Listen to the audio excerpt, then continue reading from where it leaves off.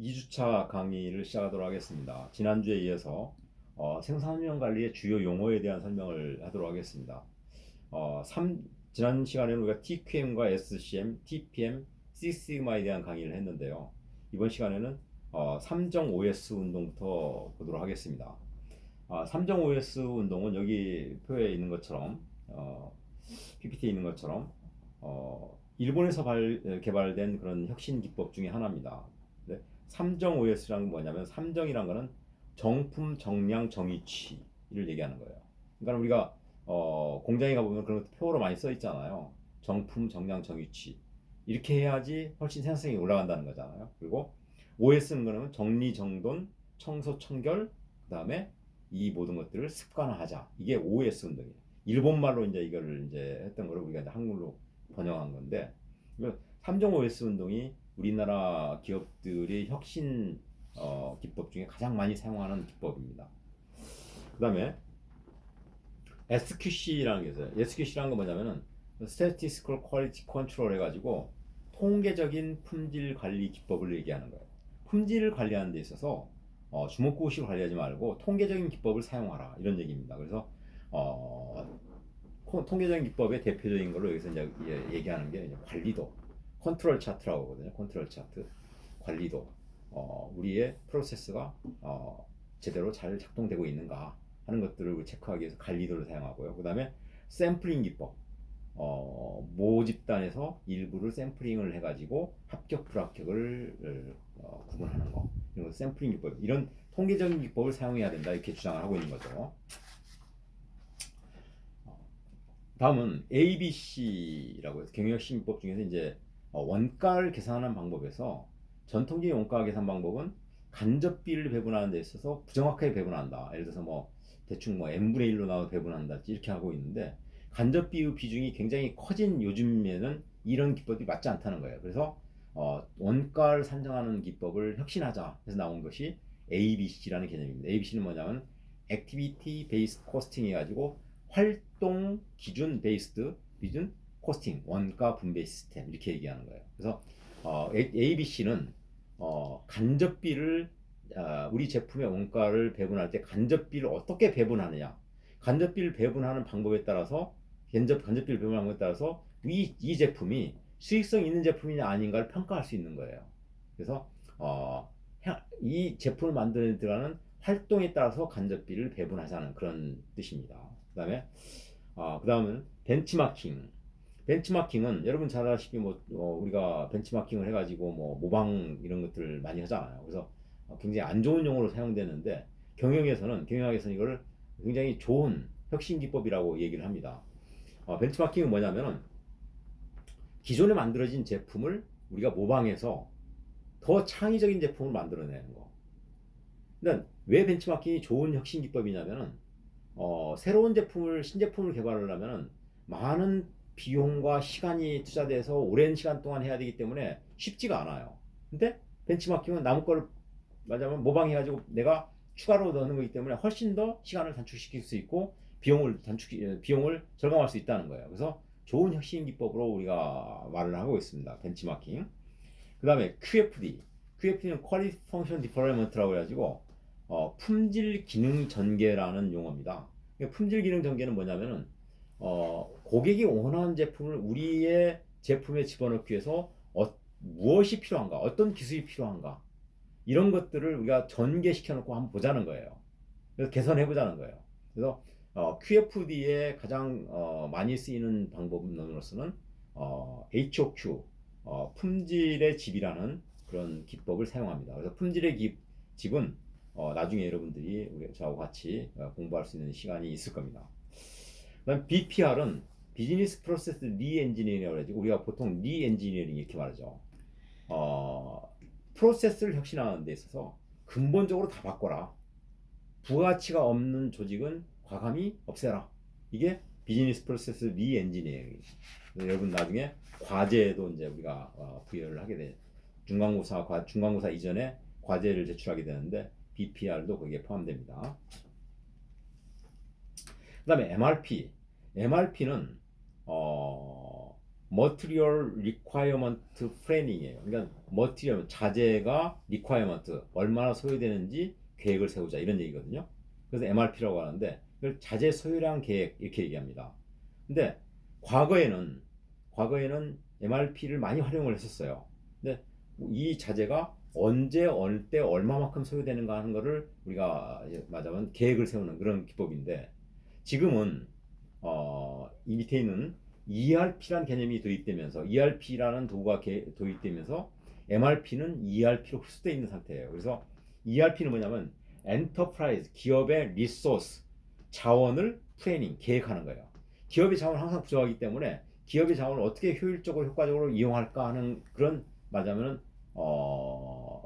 프로그램이죠. 이 프로그램 안에 MRP가 포함되어 있는 겁니다. 그래서 이 ERP에는 뭐 마케팅, 재무, 인사, 생산 이 모든 것들을 다 총괄해서 하는 건데 여러분들이 나중에 기업이 입사하면은 이 ERP를 사용하게 되는 거죠. TPS는 도요타 생산 시스템이라는 겁니다. 도요타 생산 시스템은 도요타 공장의 경험을 문서화해 가지고 표준화시키는 걸 말하자면 경영학의 어떤 교과서와 같은 그런 역할을 하는 것이 TPS예요.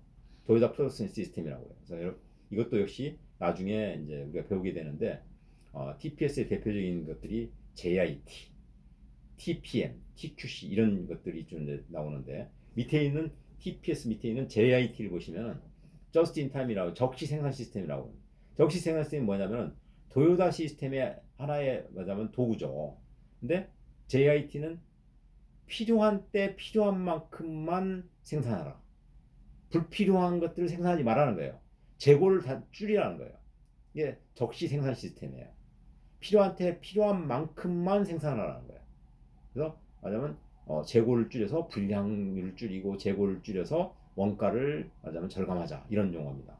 그래서 이 JIT도 역시 우리 중간고사 전에 1차 과제에서 여러분들이 제출해야 될 과제 내용입니다. CIM은 컴퓨터 통합 제조 시스템이라는 컴퓨터 인티그레이티드 매니팩처링에서 컴퓨터를 통해서 제조를 말하자면 하는 컴퓨터가 이끄는 그런 제조 기법을 얘기하는 겁니다. 자 그러면 본론으로 들어가서 이제는 생산운영 관리가 생산운영 관리란 무엇이냐 정의부터 해가지고 이제 정의, 역사 이런 것들 좀 얘기를 할 예정입니다. 생산운영 관리는 그러면 왜 중요한가? 아까 오리엔테이션 시간에 어제도 얘기했지만은 가장 기업의 기본적인 활동이거든요. 그래서 중요한 거예요. 생산운영 관리는 기업의 여러 가지 기능들이 있지 않습니까? 마케팅, 재무, 인사 이런 기능들인데 이런 기능들이 각각 따로따로 놀아가지고는 절대 기업이 제대로 운영될 수가 없는 거예요. 기업이 목표한 걸 달성할 수가 없어요. 그렇다면 생산운영 관리도 그 중에 한 부분이에요. 우리가 생산운영 관리는 기능 부문이라고 하는데 이런 생산운영 관리도 다른 기능들과 연계해서 상호작용을 함으로써 기업의 목표를 달성할 수 있게 되는 거예요. 그래서 중요하다는 거예요. 자, 그러면 생산운영 관리는 원칙이 있는데 어떤 원칙으로 해야 되느냐? 최소 비용으로 최대 효과를 나타내는 어떻게 보면 가장 경제적인 경제 원칙이죠. 자, 그래서 생산운영 관리는 세 가지의 3S 원칙을 얘기합니다. 3S는 뭐냐? 첫째, 스탠다디제이션, 표준화의 원칙. 부품이나 제품을 표준화시켜라. 표준화를 해야 대량 생산이 가능하다는 거예요. 그 다음에 두 번째는 단순화시켜라. 심플리피케이션. 단순화해야 대량 생산이 가능한 거예요. 복잡하면 대량 생산할 수가 없어요. 제품이든 부품이든 간에. 그 다음에 마지막으로 스페셜라이제이션. 전문화시켜야 된다는 거예요. 전문화. 우리 기술력이 다른 쪽에 맞으면은 모방이 돼서 안 되는 거예요. 전문화시켜야 돼요. 우리가 어떤 한 부분을 전문화시켜야 돼요. 모방을 불가능하게 해주는 거죠. 이게 생산운영 관리의 3S 원칙이라고 해요. 생산운영 관리 목표는 앞에서도 우리가 얘기했지만은 규정된 품질의 제품을 가장 저렴한 가격으로 정한 기간 내에 납품하도록 하는 것이에요. 그러니까 쉽게 말하면 가장 가격은 낮춰서 그다음에 품질은 가장 좋게 그다음에 제때 시장에 납품하는 거 이걸 생산운영 관리의 우리가 목표로 볼 수 있겠습니다. 지나가고요. 그러면 경쟁력과 생산운영 관리의 관계에 대해서 좀 얘기를 해보시죠. 어떤 기업이 경쟁력이 강한 기업이냐 이런 얘기죠. 응? 자, 그러면은 경쟁력이라는 것과 그러면 국가 경쟁력과 기업 경쟁력의 관계는 어떠냐? 국가 경쟁력과 기업의 경쟁력은 불가분의 관계입니다. 여기 뭐 장황히 써 있지만 한마디로 말하면 이거예요. 생산 운영 활동은 기업의 경쟁력을 강화시키는 것이고 기업의 경쟁력이 강화되면 국가 경쟁력이 강화된다 이렇게 보는 거예요. 미국을 보세요. 전 세계 글로벌 500대 기업에 미국 기업이 거의 뭐 400개 정도 됩니다. 미국이 우리가 강대국이라고 하잖아요. 생산성이 높은 기업을 많이 보유하고 있는 나라가 결국은 강대국이 되는 거예요. 응? 생산 운영 관리는 곧 국가 경쟁력과도 말하자면 일맥상통하게 된다 이런 얘기입니다. 생산성이 높은 기업을 많이 갖고 있는 것이 생산 경쟁력이 높은 기업이 되는 거고 이 경쟁력이 높은 기업을 많이 갖고 있는 나라가 강대국이 되는 거죠. 자, 그러면은 경쟁력을 높이는 경쟁력을 향상시키는 요소는 뭐가 있느냐? 어떻게 해야 기업의 경쟁력이 향상되느냐? 네 가지를 얘기합니다. 첫째, 어떤 기업이 경쟁력 향상시키기 위해서는 어떤 게 있어야 되느냐? 비용의 경쟁력이 있어야 되는 거예요. 가격 경쟁력. 그 다음에는 품질에 있어서 경쟁력이 있어야 되는 거예요. 고품질의 제품을 만들어내야 되는 거예요. 그 다음에는 속도, 시간 경쟁력이 있어야 되는 거예요. 빨리 납품할 수 있어야 되는 거예요. 그 다음에 네 번째는 유연성 경쟁력. 고객이 원하는 제품을 만들어낼 수 있어야 되고 고객이 원하는 물량만큼 제품을 납품할 수 있어야 되는 거예요. 이게 유연성 경쟁력이에요. 이 네 가지에 대해서 하나씩 보도록 하겠습니다. 첫 번째, 비용 경쟁력. 비용 경쟁력은 우리가 보통 가격이라고 표현하죠. 고객이 원하는 제품을 고객이 원하는 제품을 얼마를 주고 고객이 살 것인가 하는 게 가격 경쟁력이에요. 근데 가격 경쟁력은 예전에는 기업에서 만들어가지고 이윤을 붙여가지고 가격을 말하자면은 책정해서 시장에 내놓으면 우리 고객들은 사는 거였어요. 근데 지금은 그렇지 않아요. 소비자가 가격을 결정하는 거예요. 소비자가 기업이 아무리 뭐 좋은 제품이라고 해서 비싸게 내놔도 소비자가 안 사면은 그건 가격이 아니에요. 소비자가 과연 이 제품의 기능에 대비해서 우리 소비자가 이 돈을 주면 적당하겠다고 해서 많이 팔릴 때 그 가격이 형성되는 거죠. 그렇잖아요. 소비자가 가격을 결정하는 시대예요. 그 가격이 중요하다는 거예요. 안 팔리는 제품을 만들어서 의미가 없는 거잖아요. 소비자가 판매할 수 있는 살 수 있는 가격을 제시를 하는 게 중요한 거거든요. 그러면 비용으로 결정하려면 어떻게 승부를 경쟁을 하려면 어떻게 해야 되느냐? 보통 내가 시장에서 다른 기업과 비교했을 때 우리 제품이 비싸서 안 팔리는 거예요. 그럼 우리 제품을 가격을 낮추면 잘 팔릴 거냐? 잠깐 동안 잘 팔릴 수 있는데 우리는 그 제품을 계속 그 가격으로 유지할 수가 없는 거예요. 왜? 우리 제품이 가격이 지금 원가가 100원인데 다른 옆에 있는 경쟁사가 80원이라고 80원에 팔면은 우리 20원씩 손해보는 거잖아요. 그걸 유지하면 유지할수록 우리는 손실이 커가지고 기업 망하게 되는 거예요. 그래서 어떻게 해야 되느냐? 가격을 낮추기 위해서는 우리 내부 기업의 조직의 어떤 구조를 바꿔야 된다는 거예요. 부가가치가 생산되지 않는 그런 조직들은 과감히 없애버리고 그럼 비용이 줄어들게 되잖아요. 그죠? 생산성을 향상시키고 불량률을 낮추고 원자재 구입 비용을 최소화하고 프로세스를 표준화하고 이런 것들을 통해 생산성을 향상시키는 거죠. 응?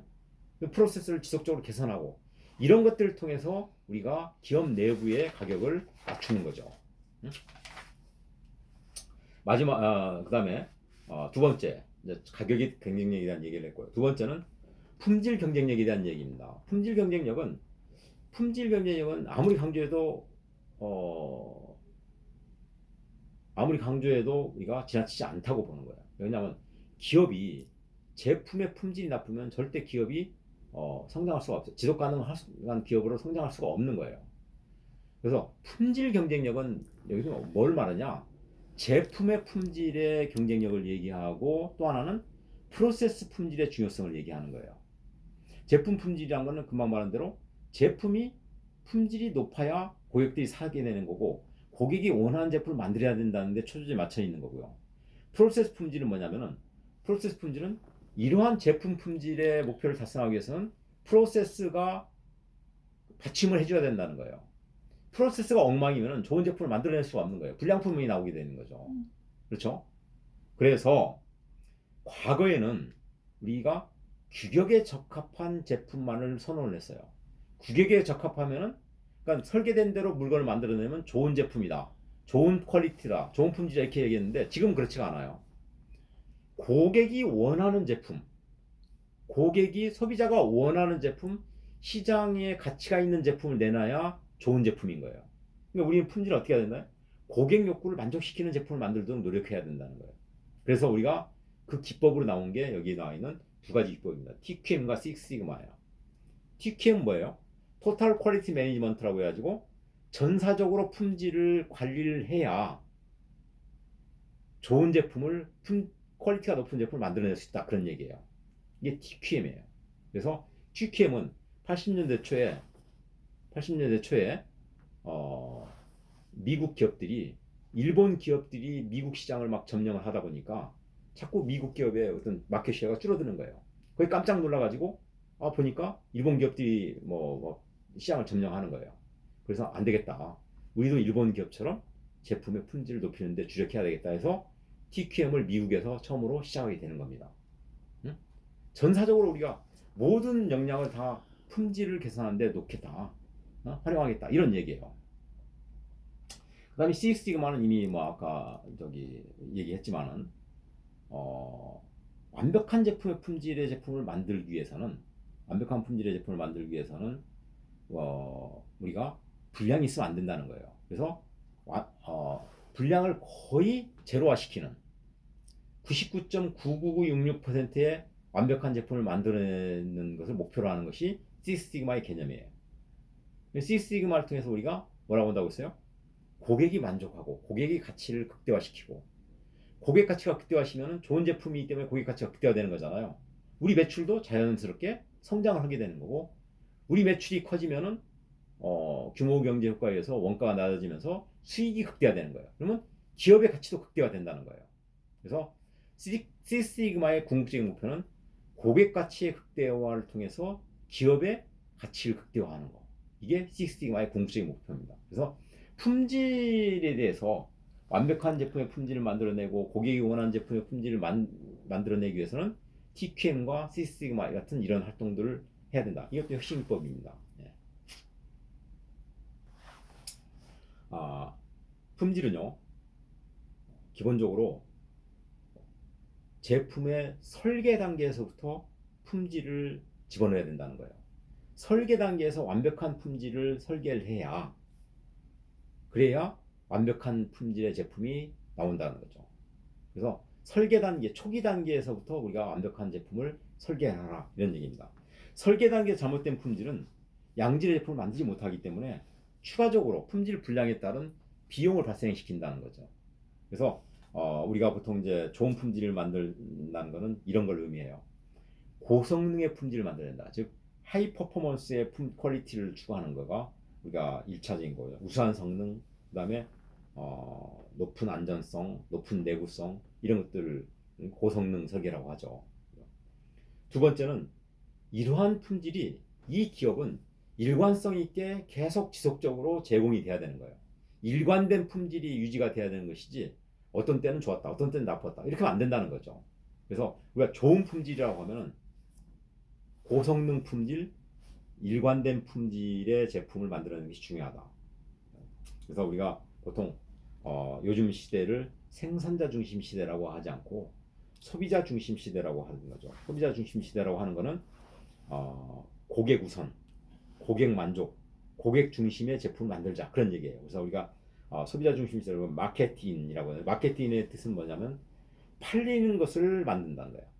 팔리지 않는 것을 만드는 게 아니고, 팔리는 것이란 건 뭐예요? 소비자가 원하는 제품, 원하는 제품을 우리가 만들어야 된다, 이런 얘기를 하는 거예요. 그래서 우리가 품질 설계 단계부터 집어넣자고 하는 거는 최근에 그 설계 기법으로 뭐를 우리가 자주 인용하냐면은 C 설계라는 거를 얘기를 해요. C 설계는 뭐예요? 컨커런트 엔지니어링이라고 해가지고 동시 공학적 제품 설계라고 합니다. 그래서 나중에 우리가 사장에서 품질을 배우게 되는데, 동시 공학적 제품 설계라는 건 뭐냐면은 품질의 설계에 오류를 범하지 않기 위해서 처음부터 모든 분야의 사람들이 다 모여가지고 완벽한 품질의 제품을 설계하자. 그러면 절대 불량 품질을 만들어내지 않는다는 거예요. 최근에 도입된 혁신적인 품질 설계 기법을 의미합니다. 오늘 여기까지 하고 또 다음 장에 뵙도록 하겠습니다.